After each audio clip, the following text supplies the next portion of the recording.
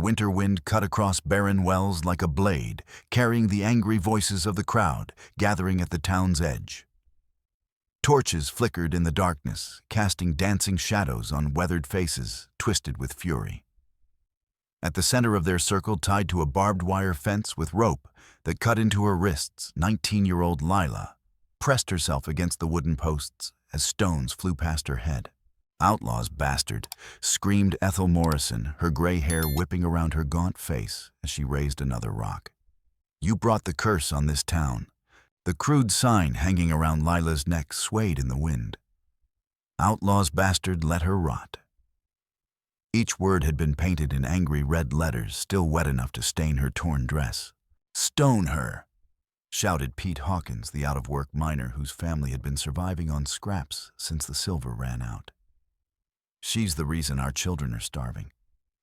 More rocks flew. Lila turned her face away, her bound hands instinctively trying to shield her swollen belly. 6 months pregnant and bleeding from a dozen small cuts, she could feel the baby's frantic movements inside her. "Please," she gasped, but her voice was lost in the howling wind and the mob's roar. From the shadows near the town hall, Sheriff Grice watched with dead eyes.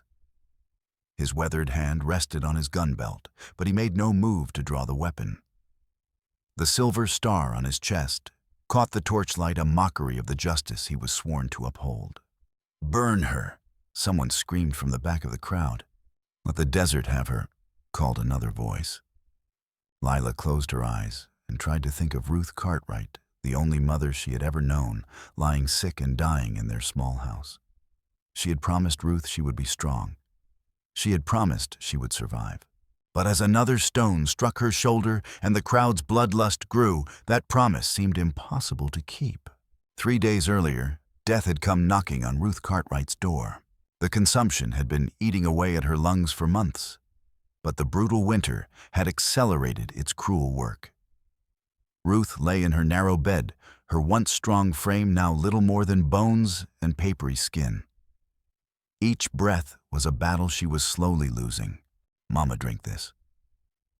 Lila held a cup of broth to Ruth's cracked lips, her heart breaking at how frail the woman had become.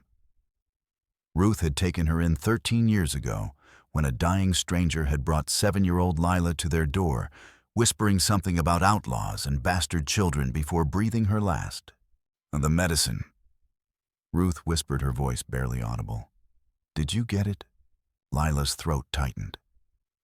The doctor in Millbrook had wanted $50 for the medicine that might ease Ruth's suffering. $50 they didn't have. $50 she could only earn one way in a dying town, where respectable work was as scarce as water in the desert. "I'll get it, Mama, I promise." Ruth's fevered eyes found hers. "Child, you can't. Not in your condition." Lila's hand moved to her belly where the life grew inside her. She had hidden the pregnancy as long as possible, but soon there would be no concealing it. And when the town discovered that the cursed orphan girl was carrying a bastard child, their hatred would know no bounds. "I'll do whatever I have to," she said firmly. "This town is sick." Ruth murmured, her eyes sliding shut. Poisoned by its own bitterness. When the silver ran out, that they needed someone to blame. They chose you because you were convenient. Lila knew the story by heart. Black Jack Morrison, the outlaw who had terrorized the territory for years before disappearing. The dying woman who had claimed Lila was his bastard daughter. The whispered stories that followed Lila wherever she went, marking her as cursed blood in a superstitious town. "I'm not afraid of them," Lila lied. Ruth's hand found hers with surprising strength. "You should be. Fear keeps you alive. But don't let it break you. Promise me." "I promise." But promises were fragile things in barren wells, and Lila was about to learn just how fragile. The next morning, she wrapped her shawl tight around her shoulders and made the long walk to Millbrook.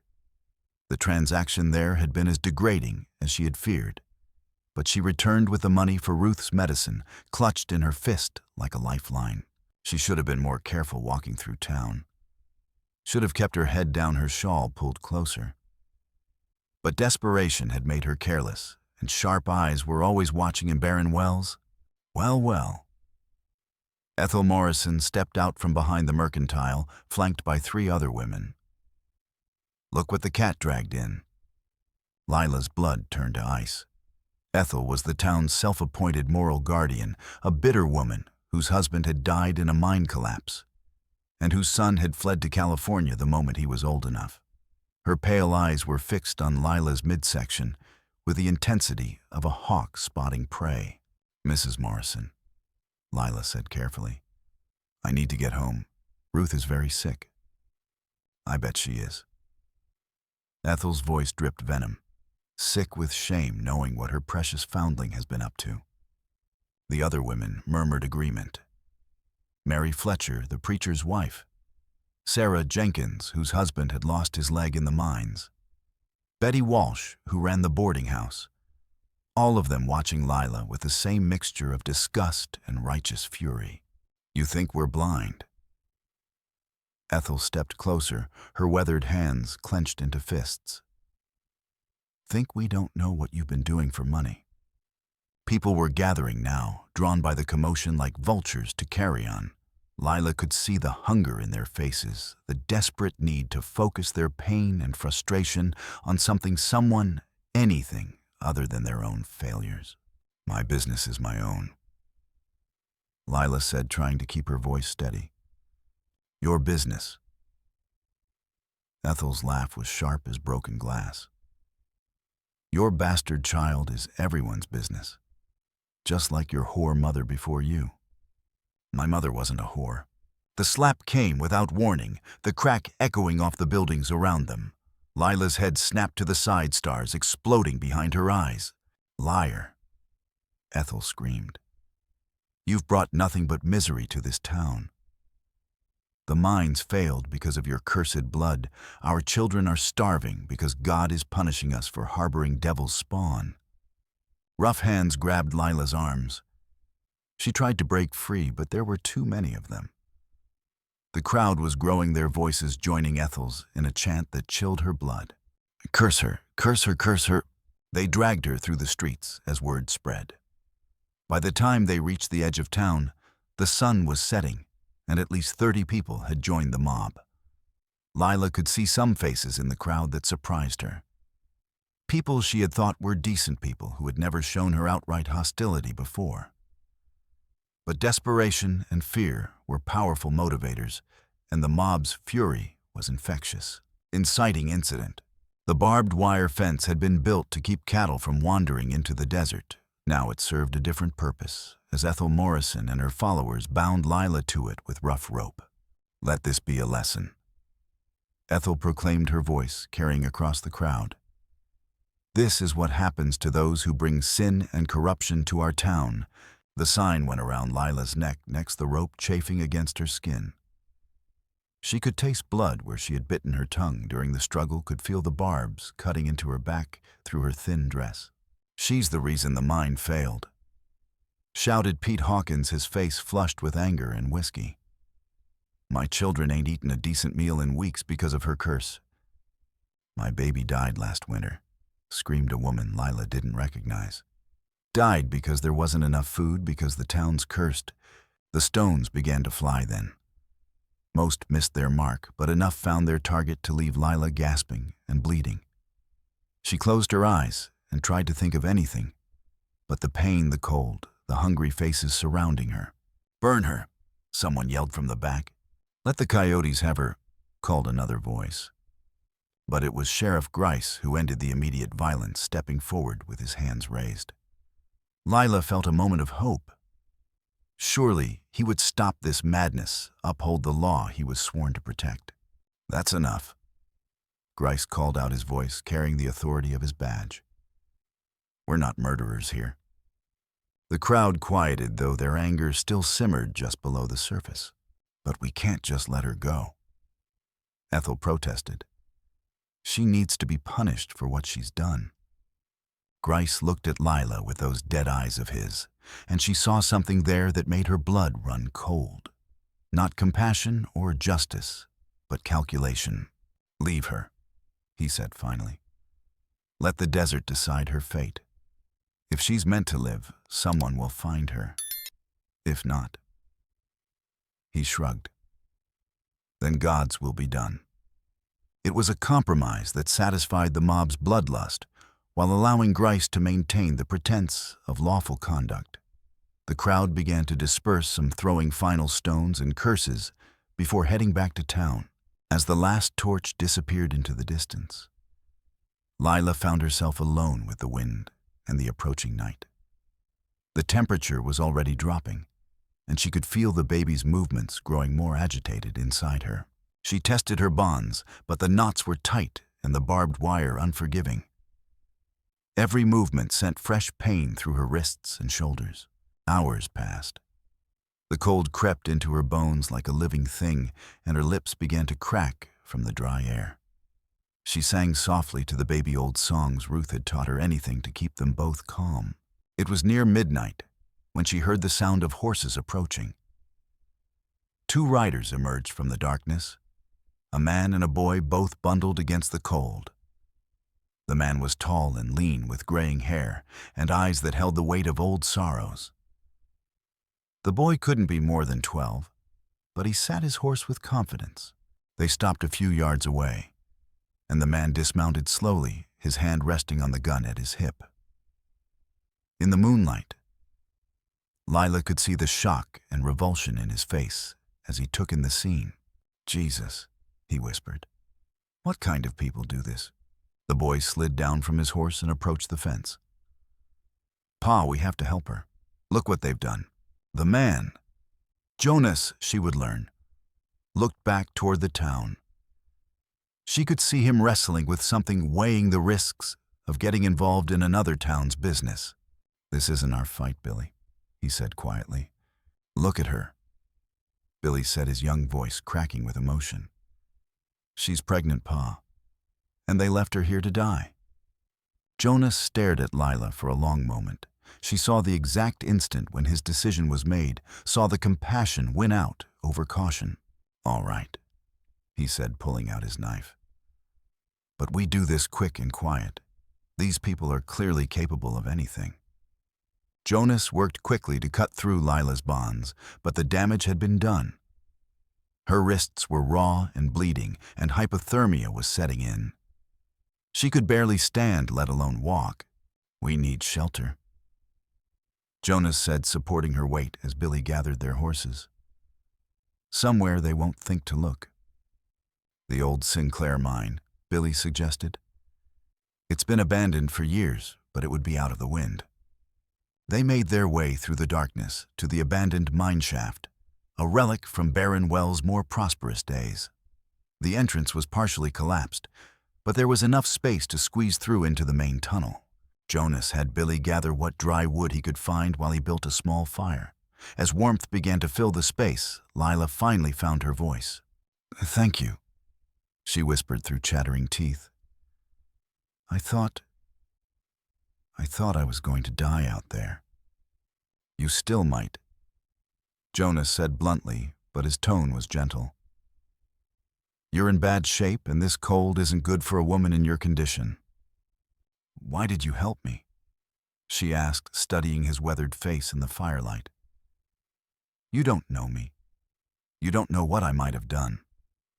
Jonas was quiet for a moment, staring into the flames. "I know what it's like to lose someone you love," he said finally. "I know what it's like to watch helplessly while the world falls apart around you." Billy returned with an armload of wood and settled beside the fire. "Pa lost Ma 2 years ago," he said quietly. "Cholera took her real quick. We couldn't do nothing to save her." "I'm sorry," Lila said, meaning it. She could see the pain in both their faces, the wound that would never fully heal. "What's your name?"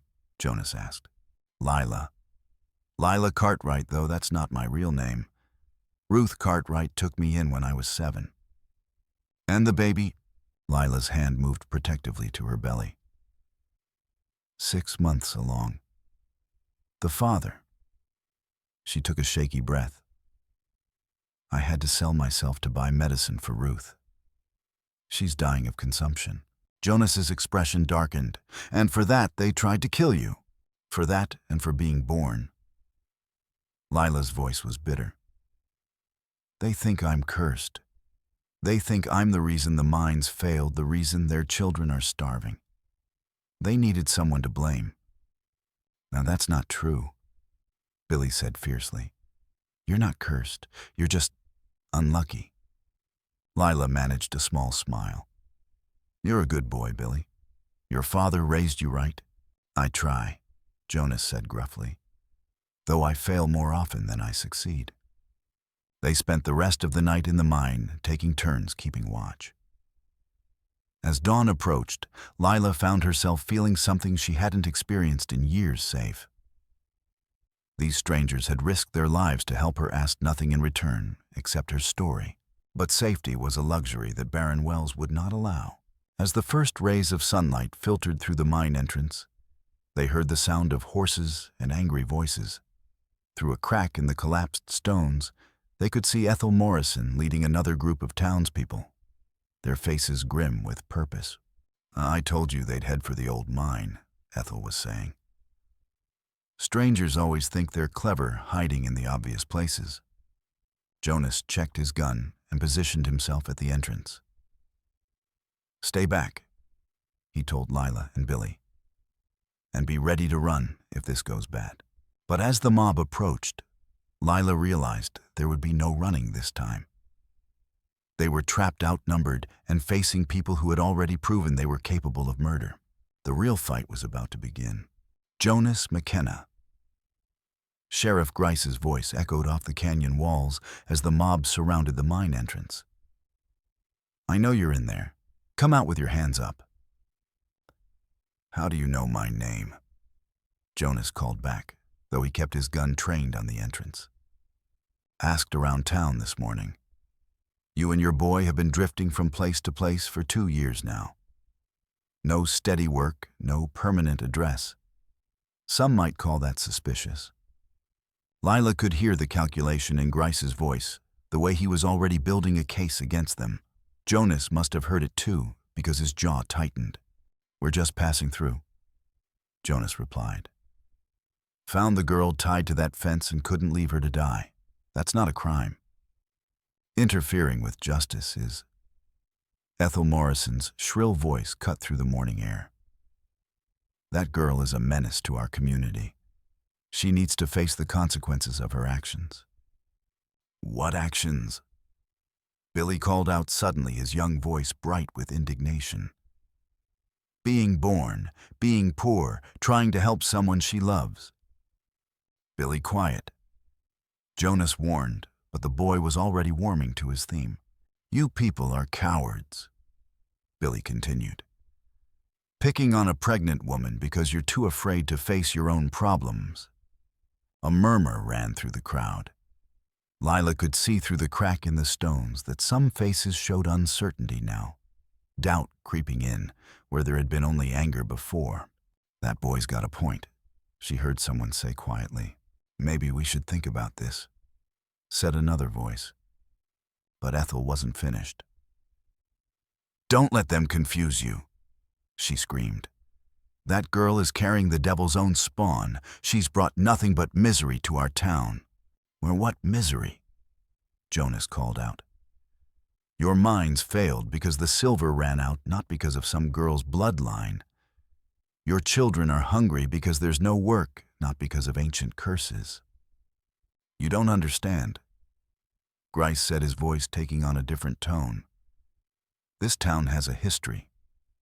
Things have happened here that outsiders can't comprehend. Try me, Jonas replied. There was a long pause. Lila could practically feel the tension radiating from the crowd, the weight of secrets and old grievances pressing down on everyone. 15 years ago, Grice said finally, we had another famine, worse than this one. People were dying, children were starving.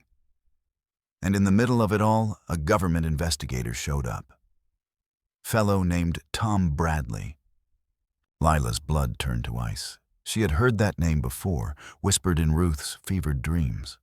Bradley was asking questions about missing federal funds. Grice continued. About illegal mining claims and missing payrolls. He was stirring up trouble, making accusations against prominent citizens. What does this have to do with the girl? Jonas asked, though his voice had changed subtly. Bradley had a wife, pregnant wife. And when certain people realized how close he was getting to the truth, well, sometimes accidents happen. The words hung in the air like poison.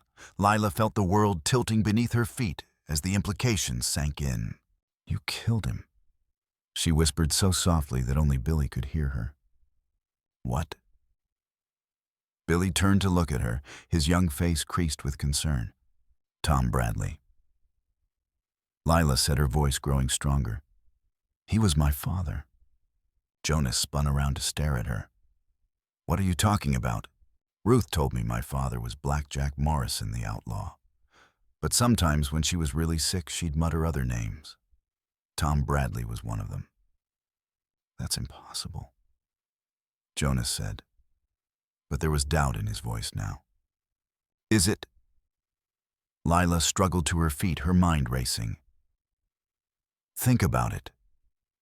If I really was the daughter of a famous outlaw, wouldn't someone have come looking for me? Wouldn't there be bounties, wanted posters, something? She's right, Billy said suddenly. I've never heard of any Blackjack Morrison, and I've heard all the outlaw stories. Outside, they could hear the crowd growing restless. Ethel was shouting something about devil's spawn and curses, but other voices were beginning to argue back. If what you're saying is true, Jonas said quietly, then Sheriff Grice has been covering up murder for 15 years.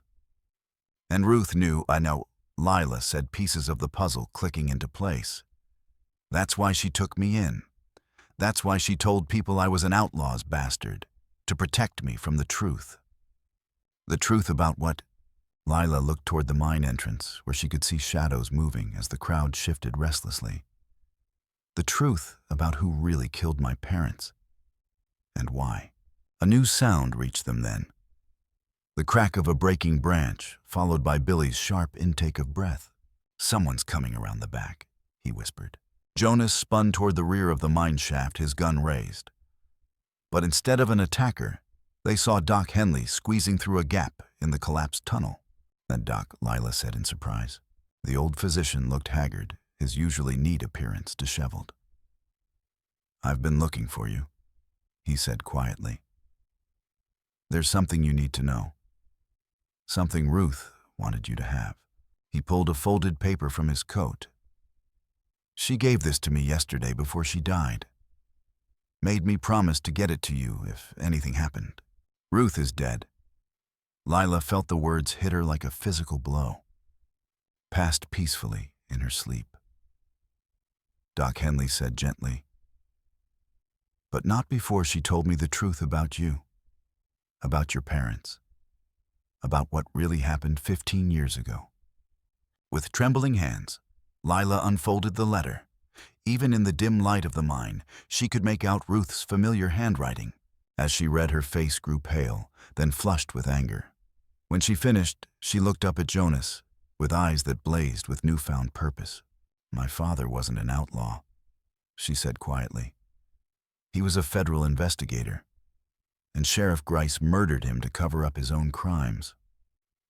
What crimes? Jonas asked. Embezzlement, fraud, and the disappearance of Ethel Morrison's illegitimate daughter 15 years ago. The pieces were all falling into place, now painting a picture of corruption and murder that went far deeper than anyone had imagined. We have to get out of here, Doc Henley said urgently. If Grice realizes what's in that letter. Too late, Jonas said grimly. Outside, Sheriff Grice was shouting new orders. Burn them out. They're harboring evidence that could destroy this town. The real battle was about to begin. The letter's contents hit Lila like a physical blow, each revelation rewriting everything she thought she knew about her life. My dearest Lila, if you are reading this, I am gone, and you are in terrible danger. For 13 years, I have lied to protect you. but I cannot take the truth to my grave. Your father was Tom Bradley, a federal investigator sent to examine irregularities in Baron Wells's mining operations. He discovered that Sheriff Grice, along with mine supervisor Ezra Morrison, Ethel's late husband, had been skimming federal funds and selling illegal claims to Eastern investors. When your father got too close to the truth, they killed him, made it look like an accident in the mines. Your mother, already weakened by pregnancy and grief, died giving birth to you 3 days later. But there is more child. Ethel Morrison had an illegitimate daughter born during the last famine. That child didn't run away, as Ethel claimed. She was murdered by Grice when she accidentally witnessed your father's killing. Ethel has known the truth all these years, but remained silent to protect herself from being charged as an accessory. Her crusade against you is not about moral righteousness. You represent the living proof of crimes she helped cover up. Every time she looks at you, she sees her own dead daughter and the choices that led to that loss. Sheriff Grice has been eliminating anyone who might threaten his secret. 3 people who worked the mines during your father's investigation have died in accidents over the years. I believe I am next, which is why I write this now. The evidence is hidden in the old mine shaft where your father died. The Sinclair claim? Look for the loose stone marked with his initials TB. Inside you will find documents that will bring them all to justice. Trust no one in Baron Wells except Doc Henley. He delivered you and has suspected the truth for years. I loved you as my own blood. Never forget that you are the daughter of a hero, not a villain. Ruth. Lila's hands shook as she finished reading. Everything she had believed about herself, about her place in the world, had been built on lies designed to protect her from an even darker truth. My God. Jonas whispered, reading over her shoulder. Your father was murdered for trying to expose corruption. And Ethel Morrison has known all along. Lila set her voice tight with fury. She's been leading the charge against me to cover up her own guilt. That explains why Grice just stood there and watched, Billy said. He couldn't interfere without risking exposure. Doc Henley nodded grimly. Ruth suspected for years, but she never had proof. She was protecting you the only way she knew how. The evidence, Lila said, looking around the mine shaft with new eyes. If it's really here, we have to find it, Jonas said. It's the only way to clear your name and bring them to justice. They began searching frantically, looking for any stone that might bear the initials TB. The crowd outside was growing louder, more agitated. Ethel's voice rose above the others, preaching hatred and vengeance. That there, Billy called out, pointing to a section of the tunnel wall. Those stones look different. Jonas examined the area Billy had indicated. One stone bore faint scratches that might have been initials worn almost smooth by 15 years of weather. Help me move this, he said. Working together, they managed to shift the heavy stone. Behind it was a small cavity, and inside that cavity was an oilskin packet. Lila opened it with trembling fingers. Inside were documents. Federal records, mining claims correspondence between Grice and various officials. Evidence of systematic fraud stretching back decades. This is it, she breathed. This proves everything. But their triumph was short-lived. The sound of splintering wood echoed through the mine as someone began attacking the entrance with an axe. They're breaking through, Jonas said, checking his gun. We're out of time. There's another way out, Doc Henley said suddenly. This tunnel connects to the old silver mine. If we can make it through. Can you walk? Jonas asked Lila. She nodded, though her legs felt weak and shaky. I have to.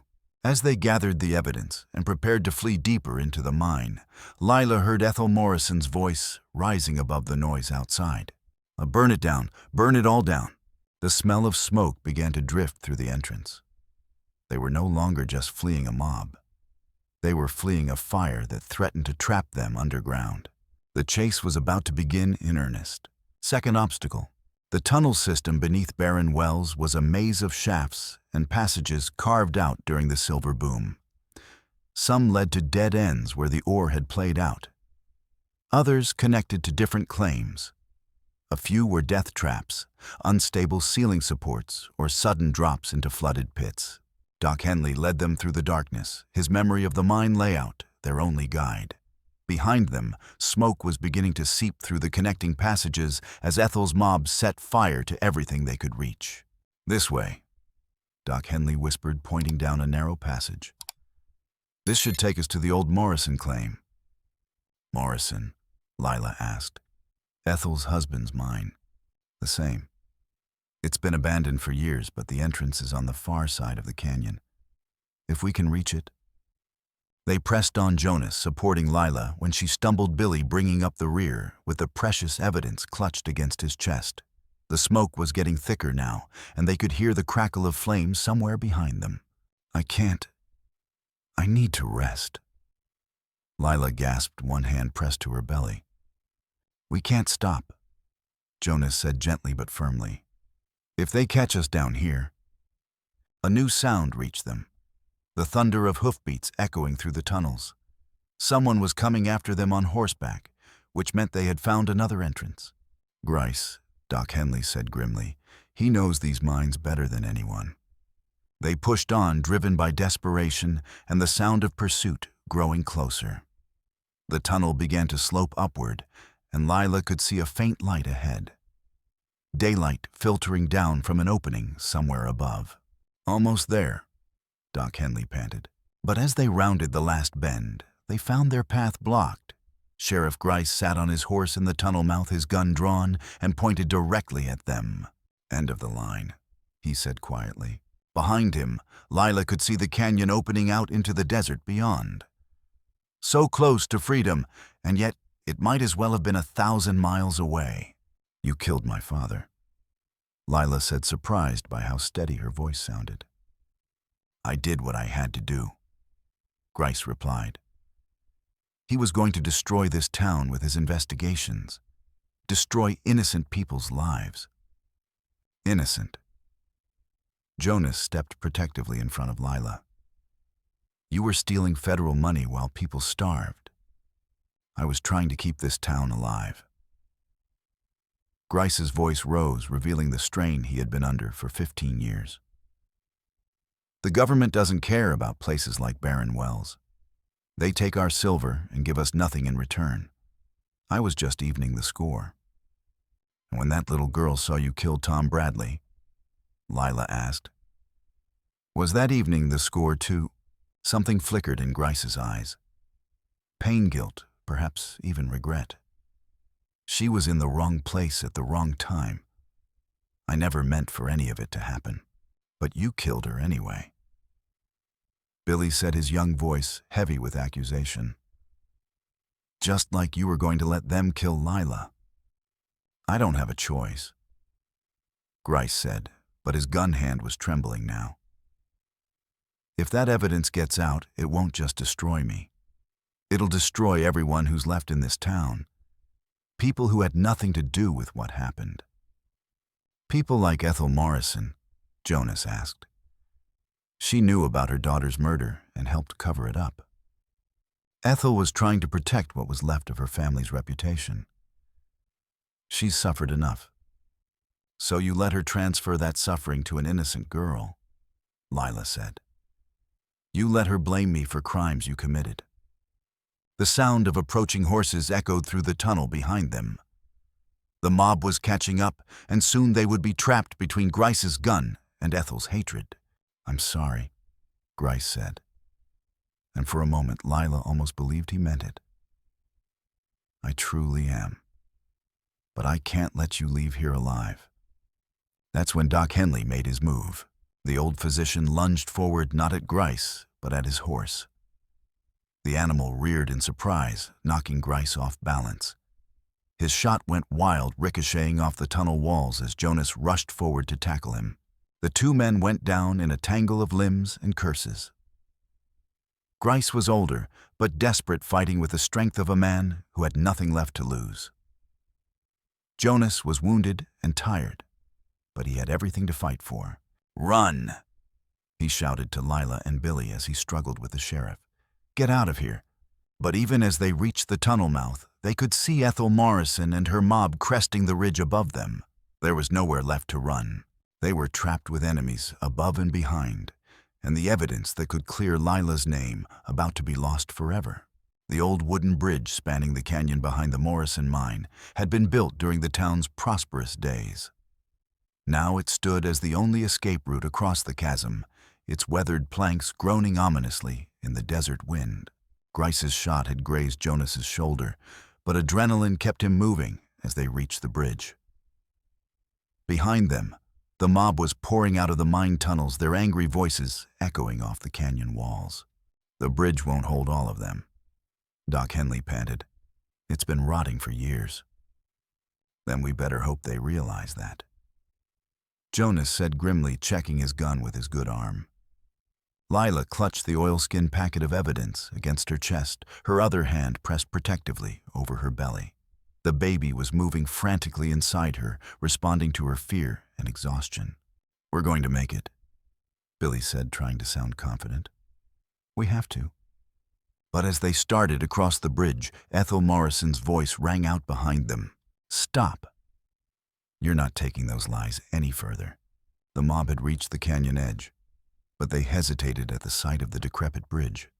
Ethel pushed through them, her face twisted with desperate fury. "That evidence is fabricated," she screamed. "Lies meant to destroy good people. Good people don't murder children." Lila called back, continuing across the bridge despite the way it swayed beneath their feet. "My daughter ran away." Ethel's voice cracked with pain. "She wasn't murdered. She ran away because she was ashamed of what she was. She was 5 years old." Doc Henley said quietly, but his voice carried across the canyon. 5-year-old children don't run away, Ethel. They're taken." A murmur ran through the crowd. Some of the townspeople were beginning to look at Ethel with new eyes, doubt creeping in where there had been blind loyalty. "You were there that night," Lila said, understanding flooding through her. "You saw Grice kill my father, and when your daughter witnessed it too." "She was going to tell," Ethel screamed. "She was just a child. She didn't understand what she had seen, but she was going to tell everyone." The admission hit the crowd like a thunderclap. People began stepping away from Ethel, horror and disgust replacing their earlier anger. "So you let him kill her," Jonas said. "You let him murder your own daughter to protect his secret." "I didn't have a choice." Ethel collapsed to her knees at the edge of the bridge, tears streaming down her weathered face. "He said if anyone found out about Tom Bradley, they'd hang us all as accessories. He said the whole town would be destroyed if the truth came out. So you destroyed an innocent girl instead." Lila said, her voice carrying clearly across the canyon. "You let them blame me for your crimes. Let them torture me for your guilt." Sheriff Grice emerged from the mine tunnel, his face bloody from the fight with Jonas. His gun was drawn, but his hand shook as he took in the scene. Ethel on her knees, confessing, the crowd backing away in horror, his carefully constructed lies crumbling around him. "Shut up," he screamed at Ethel. "Shut up, you stupid woman. I can't carry this anymore." Ethel sobbed. "I see her face every night. My little girl asking me why I didn't save her." "You're going to get us all killed." Grice raised his gun toward Ethel, but Pete Hawkins stepped between them. "That's enough," the miner said quietly. "I've heard enough." Other voices joined his. "We all have," said Mary Fletcher, the preacher's wife. "Dear God, what have we done? What have we become?" whispered Sarah Jenkins. But Grice wasn't finished. With the desperate fury of a cornered animal, he spun toward the bridge where Lila and her companions were still making their way across. "You want the truth?" he screamed. "Here's the truth. None of you would have jobs, food, or homes. If I hadn't made the deals I made, I saved this town." He fired at the bridge supports, the bullets splintering wood and sending splinters flying. The ancient structure groaned and swayed dangerously. "Well, you killed it," Lila shouted back. "You killed this town when you chose greed over justice." Grice fired again, this time at the rope cables. One of them snapped with a sound like a whip crack, and the bridge tilted sickeningly to one side. "Pa!" Billy screamed as Jonas stumbled his wounded shoulder, throwing off his balance. But it was Lila who moved first. Despite her pregnancy, despite her exhaustion, she lunged forward and grabbed Jonas's good arm, pulling him back from the edge. "I've got you," she gasped. "The evidence," Jonas said, seeing the oilskin packet sliding toward the canyon edge. "Don't let it fall." Billy dove for the packet, his small hands closing around it, just as another section of the bridge gave way. Now they were trapped on a narrow strip of planking with the canyon yawning beneath them, and Grice's gun trained on them from the other side. "Give me that packet," Grice commanded. "Give it to me and I'll let you live." "So you can destroy it." Lila struggled to her feet, her hand protectively covering her belly. "So you can go on letting innocent people suffer for your crimes." "I'm trying to protect people." Grice's voice cracked with desperation. "If that evidence gets out, then the federal marshals will come. They'll investigate everyone, arrest anyone who might have been involved. Innocent people will hang. The only innocent people here are the ones you've been persecuting." Jonas set his voice steady despite their precarious position. Doc Henley spoke up from behind them. "It's over, Grice. The truth is out now. Everyone heard Ethel's confession. Then you'll all have to die." Grice said, his voice taking on a cold, final quality. "Every witness, every piece of evidence." He raised his gun, but before he could fire, a new voice cut through the tension. "Drop the weapon, Sheriff."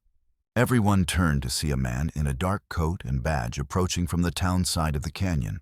He was tall and lean, with the bearing of someone accustomed to authority. "Arshore Federal Marshal James Crawford," the man announced.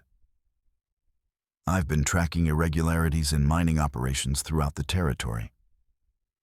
Imagine my surprise when I arrived in Barren Wells to find a lynch mob and a sheriff threatening to murder federal witnesses." Grice's face went white. "You don't understand the situation here, Marshal. I understand perfectly." Crawford's voice was ice cold. "I've been listening to your conversation for the past 10 minutes. Confession of murder, conspiracy to defraud the federal government, and now attempted murder of witnesses. You're done, Grice." "No." Grice spun toward the bridge, his gun blazing. But his shots went wild, striking the remaining support cables and sending the bridge into its final collapse. "Jump!" Jonas shouted. They leapt together as the bridge disintegrated beneath them. Jonas, Lila, Billy, and Doc Henley plunging toward the rocky stream far below. The last thing Lila saw before hitting the water was Grice's face twisted with rage and defeat as Marshal Crawford placed him under arrest. The icy water of the stream knocked the breath from their lungs. Jonas, weakened by blood loss, nearly went under, but Lila and Billy managed to keep him afloat until they could reach the muddy bank. Everyone alive. Jonas gasped, his face pale with pain and exhaustion. "I think so," Lila said, though she was shivering violently. "The baby's still moving." Billy held up the oilskin packet, miraculously still intact. "The evidence is safe." Doc Henley was already examining Jonas's wounded shoulder. "You'll live, but you need proper medical attention." As they huddled together on the bank, they could hear voices calling from above. Marshal Crawford had brought a team of federal agents, and they were lowering ropes to help the survivors climb out of the canyon. "It's over," Lila said, hardly daring to believe it. "It's really over." But even as she spoke, she knew it wasn't quite over. There would be trials testimony, the long process of justice. And somewhere in the distance, she could hear Ethel Morrison's broken sobs echoing off the canyon walls. The truth had been revealed, but healing would take much longer. Falling action, the federal investigation that followed, was swift and thorough. Marshal Crawford had been tracking irregularities in territorial mining operations for months, and the evidence found in Tom Bradley's hiding place provided the final pieces of a puzzle that stretched across 3 states. Sheriff Grice was arrested and charged with multiple counts of murder conspiracy and fraud.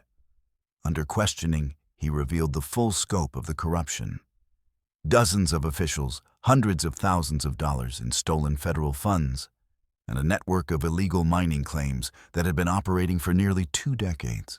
Ethel Morrison was also arrested, though her cooperation with the investigation earned her a reduced sentence.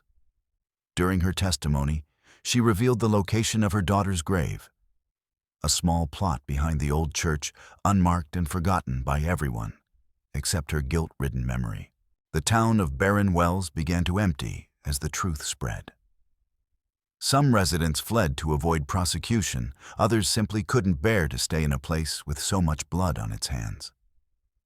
The few who remained struggled to rebuild their community on a foundation of honesty rather than corruption. Lila spent 3 weeks recovering in the territorial capital, her pregnancy monitored by competent doctors, who assured her that despite everything she had endured, the baby was healthy. Jonas and Billy stayed with her, their makeshift family growing stronger with each passing day. "What happens now?" Billy asked one evening as they sat on the porch of the boarding house where they were staying. "Now we start over." Jonas said, his wounded shoulder finally healing properly. "We find a place where we can build something good. Together." Lila asked, though she already knew the answer from the way Jonas looked at her. "Together," he confirmed. "If you'll have us."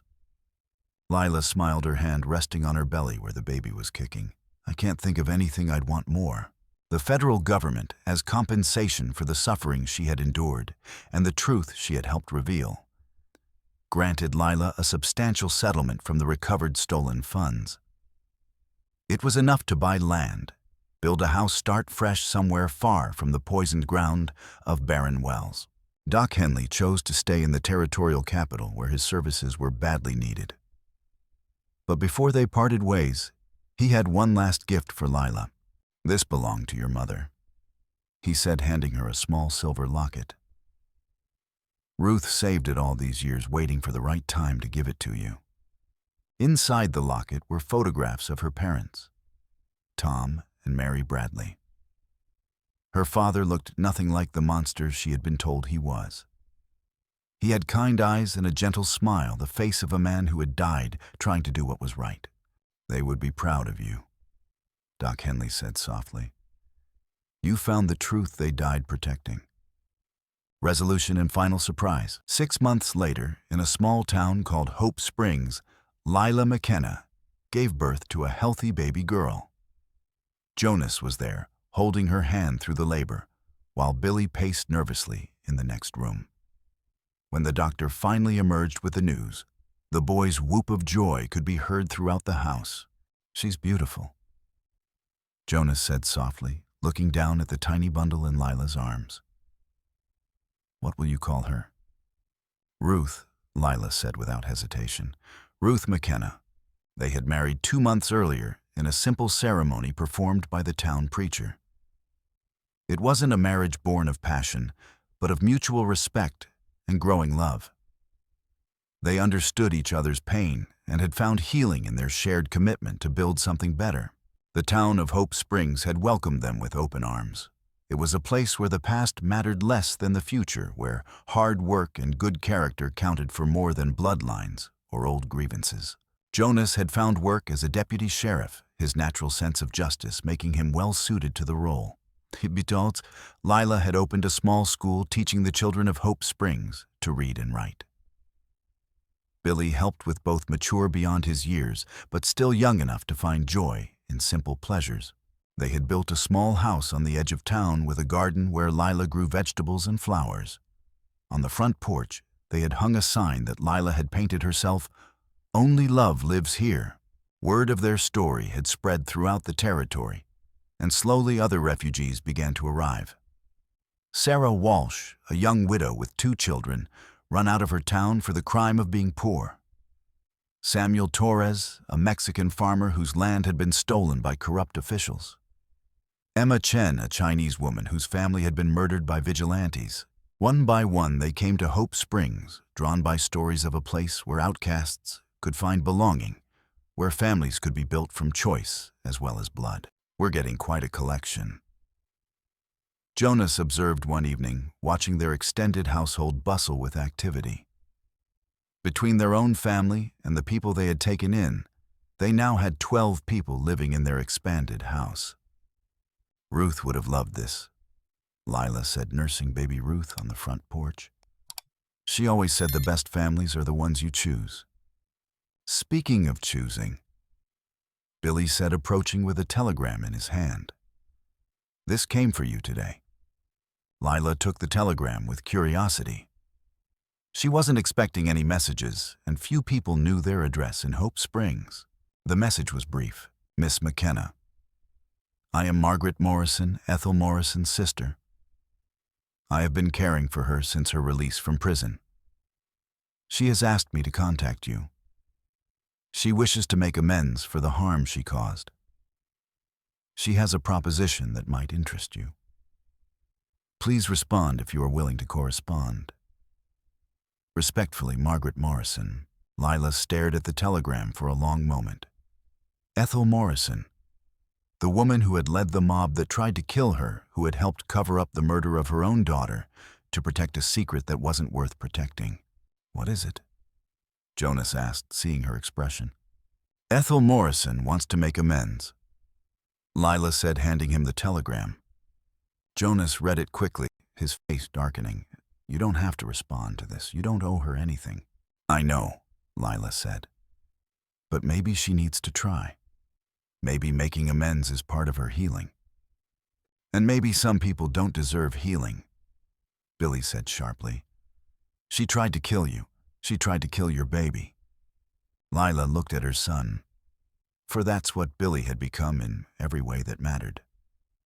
He was protective, loyal, fierce in his love for their family. But he was also young, and youth sometimes saw the world in absolutes. Everyone deserves a chance at redemption, she said gently. That doesn't mean we have to give it to them, but we can't decide for them that they don't deserve it. So you're going to write back? Jonas asked. I'm going to think about it, Lila said. But first, I want to know what she has in mind. The response came 2 weeks later. Ethel Morrison, through her sister, offered to deed her property in Barren Wells, including the house and the land, to Lila and her family. The town was dying, but the land itself was good, and it could be used for farming or ranching. More importantly, Ethel wanted to establish a trust fund for the education of children in Hope Springs, using money she had inherited from her late husband's estate. It would be enough to expand Lila's school, buy books and supplies, even bring in additional teachers. I cannot undo the harm I caused, Ethel's letter read, but perhaps I can help ensure that other children have opportunities my own daughter never had. I ask for nothing in return, except the knowledge that some good has come from my suffering. Lila read the letter aloud to her family, watching their faces carefully. Jonas looked skeptical, Billy openly hostile.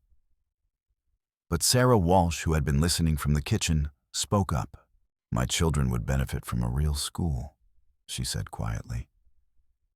And if this woman truly wants to make amends. She tried to murder Lila, Billy protested. And now she's trying to help children, Sarah replied. People can change, Billy. Sometimes the worst thing that happens to us becomes the reason we choose to be better. The debate continued for days, with passionate arguments on both sides. Some of their household thought Ethel deserved no consideration, while others argued for forgiveness and second chances. In the end, it was baby Ruth who made the decision for them. As Lila held her daughter one evening, watching the sun set over Hope Springs, she realized what she had to do. I'm going to accept her offer, she announced at dinner, but with conditions. Oh, what conditions? Jonas asked. She comes here, Lila said. If she truly wants to make amends, she comes to Hope Springs and works for it. She helps build the school, teaches the children, earns their trust and ours. She doesn't get to buy forgiveness from a distance. And if she refuses, Billy asked, then we'll know she wasn't sincere. Lila replied. But if she accepts, well, everyone deserves a chance to prove they've changed. 3 months later, a frail gray-haired woman stepped off the stage in Hope Springs. She carried a single bag and wore a dress that had seen better days. Her face was lined with grief and exhaustion, but her eyes held something that hadn't been there before: hope. Ethel Morrison had come to make amends. The integration was not easy. Many of the children were afraid of her, having heard stories of the terrible woman who had tried to hurt their beloved teacher. Some of the adults were openly hostile, and more than one confrontation had to be broken up by Jonas in his role as deputy. But Ethel persevered.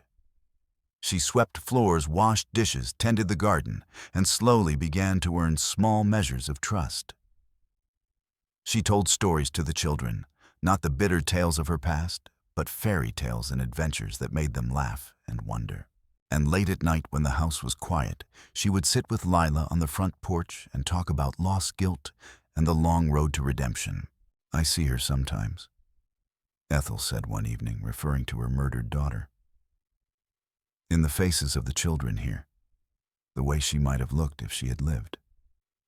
Do you regret it? Lila asked. Coming here trying to make amends? Then no, Ethel said without hesitation.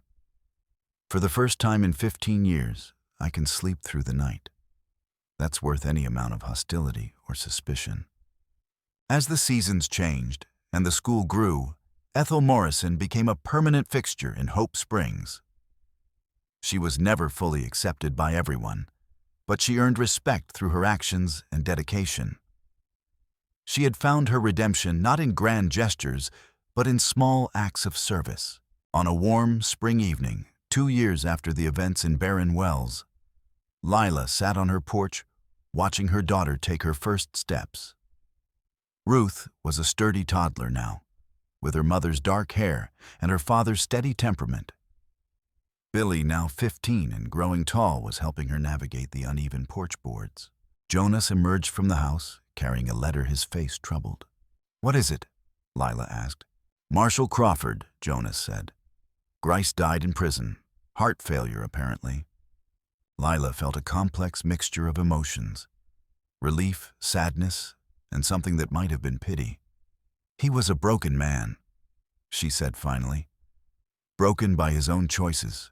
Some people can't be fixed, Jonas said, settling beside her on the porch swing. No, Lila agreed. But some people can, and sometimes that has to be enough. As the sun set over Hope Springs, painting the sky in shades of gold and rose, Lila felt a deep sense of peace. She had found her family, her purpose, her place in the world. The daughter of murdered parents had become the mother of a growing community. The victim of hatred had become a teacher of love. Baby Ruth gurgled and reached for the painted sign hanging beside the door. Only love lives here. The words had faded slightly over the years, but their meaning had only grown stronger.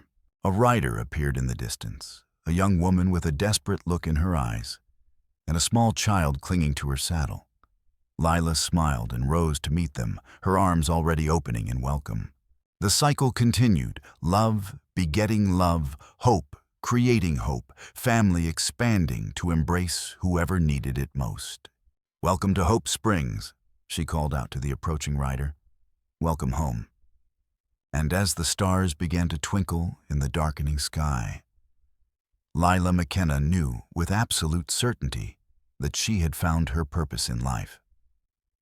Not as the cursed daughter of an outlaw, not as a victim of hate and prejudice, but as a mother to the motherless, a family to the familyless, a beacon of hope in a world that desperately needed it.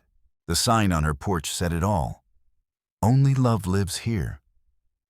And in Hope Springs, that wasn't just a motto.